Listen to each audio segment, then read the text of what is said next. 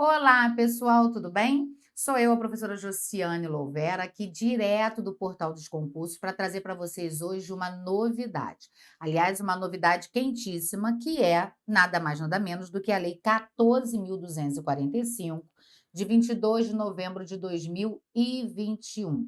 Sobre o que trata essa lei? Bom, a gente sabe que ela recebeu o apelido aí daquele caso da Mariana Ferb. Todos vocês estão lembrados que esse foi o caso em que houve um processo que ela acusou algumas pessoas, na verdade, uma pessoa de tê-la estuprado, e na audiência que passou aí em rede nacional, todos conferiram pelos canais, pelo canal do YouTube, pelos demais canais de internet e tudo mais, vocês viram o tratamento que foi dispensado a ela, que naquela audiência figurava como vítima. Ok, o acusado foi absolvido por falta de provas e tudo mais, mas a verdade é que, tendo sido ele absolvido, ou se tivesse ele sido condenado ou não, o tratamento dispensado à vítima naquela audiência não é o que se espera de um processo penal. E por conta disso, né, muito se falou sobre aquilo, nós tivemos então agora uma alteração relevante no Código Penal, no Código de Processo Penal e na Lei 9.099. A alteração é essa promovida pela Lei 14.245, de 22 de novembro de 2021. Vamos ver o que vai dispor a lei sobre esse tema. A lei vai dizer para a gente o seguinte, está aí na sua telinha. Olha aqui. Esta lei altera o Código Penal, o Código de Processo Penal e a Lei 9.099 de 95, para quê? Para coibir a prática de atos atentatórios à dignidade da vítima e de testemunhas, e para estabelecer causas de aumento de pena no crime de coação no curso do processo. Então, ela diz, o artigo 344 do Código Penal passa a vigorar acrescido do seguinte parágrafo único. O crime do artigo 344 é exatamente o crime de coação no curso do processo, é um crime contra a administração da justiça e que passa a ter o parágrafo único acrescido pela Lei 14.245, que vai dizer: a pena aumenta-se de 1/3 até a metade se o processo envolver crime contra a dignidade sexual. Então, quando nós tivermos o crime de coação no curso do processo, a pena será aumentada de 1/3 até a metade quando a vítima ou a testemunha forem coagidas no curso do processo e esse processo envolver crime contra a dignidade sexual. Então, o crime envolvendo,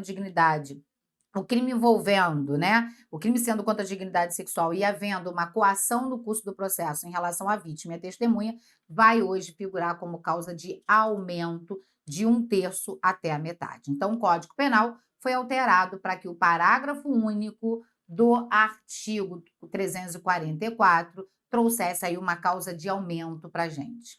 Já o artigo 3º do Código de Processo Penal, aliás, o artigo 3º da lei vai dizer que o Código de Processo Penal passa a vigorar acrescido de 2 novos artigos, artigo 400-A e artigo 474-A.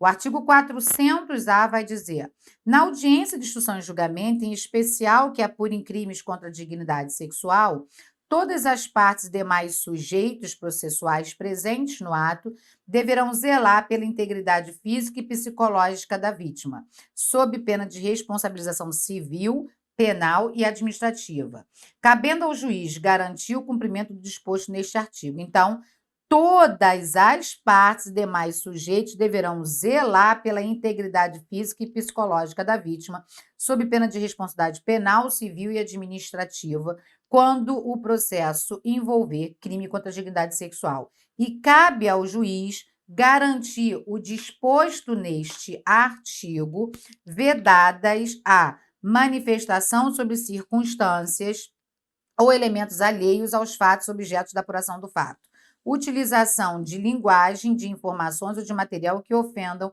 a dignidade da vítima ou das testemunhas. Bom, Se vocês acompanharam aquela audiência, né, e aí a gente não está aqui discutindo o mérito dela, se a pessoa deveria ter sido absolvida, se deveria ter sido condenada, porque não é essa a nossa intenção.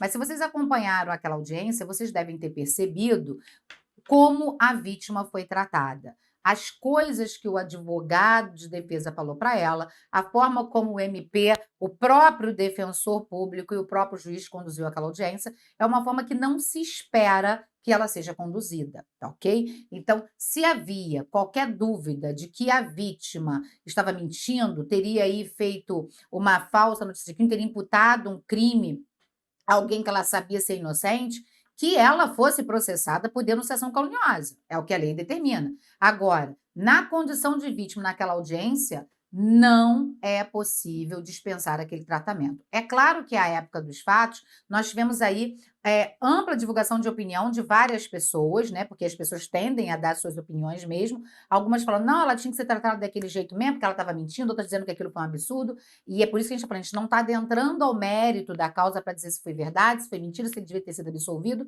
se ele devia ter sido condenado. O que deve ser analisado é qual é o tratamento que deve ser dispensado à vítima em uma audiência.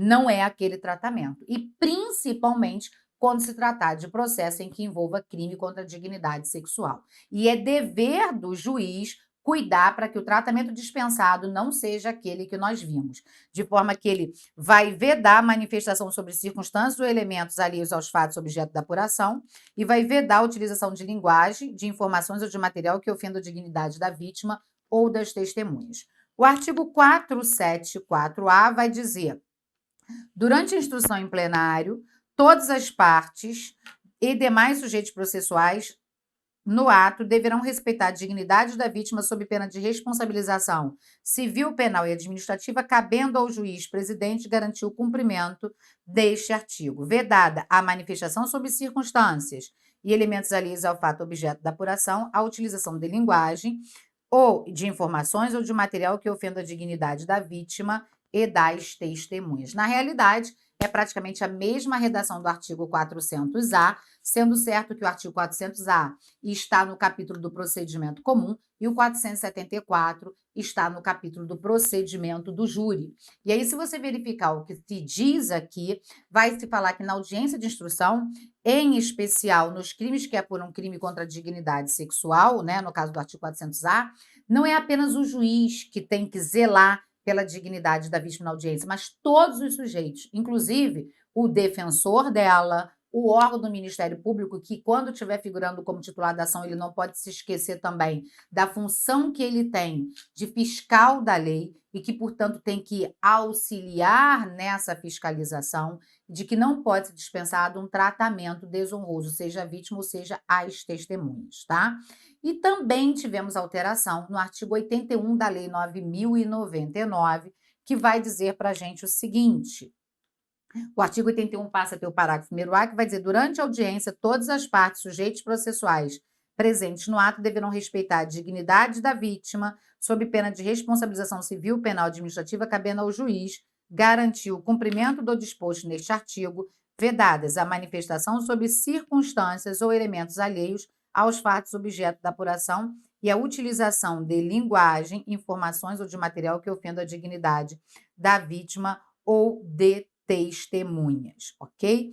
E esta lei entra em vigor na data da sua publicação, que foi no dia 22 de novembro de 2021, ok? Então, estamos aí com uma lei que veio para que se respeite a dignidade da vítima em uma audiência. Ora, nós nem precisaríamos dessa lei se cada sujeito processual fizesse o que já é a sua obrigação. Mas depois daquele espetáculo de horror no tratamento em relação a uma vítima, realmente o legislador não teve outra saída senão a de legislar sobre o tema e dizer que se esse ato, se essa obrigação, se esse dever for desrespeitado, incidirá em responsabilidade civil, penal e administrativa. Volto a dizer, em nenhum momento estamos aqui falando acerca do mérito da questão, se houve crime, se não houve, se a pessoa deveria ter sido condenada ou absolvida, porque isso não nos cabe. O que nos cabe aqui é esclarecer como que o procedimento deve acontecer e como que deve ser a atuação dos sujeitos processuais na condução de uma audiência de instrução em relação à vítima, ok? Bom, espero que vocês tenham entendido, que vocês tenham gostado da explicação. E se vocês tiverem qualquer dúvida sobre o tema, não apenas sobre esse, mas qualquer outro, é só mandar sua perguntinha aqui para o portal. Se a dúvida for sobre direito penal, processo penal e leis penais, mande a sua dúvida que eles farão chegar até mim e eu responderei com o maior prazer. Venha para o portal, você também.